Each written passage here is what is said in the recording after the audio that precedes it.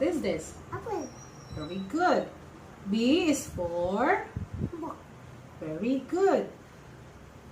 How about this one? C is for? For car. Very good. Good job. D is for? Door. Very good. E is for? Egg. Egg. F is for? Fish. Fish. Very good. How about this Jacket. one? Jacket. Oh, wait lang. G is for?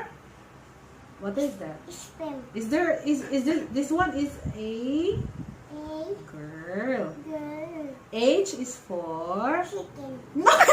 Hen.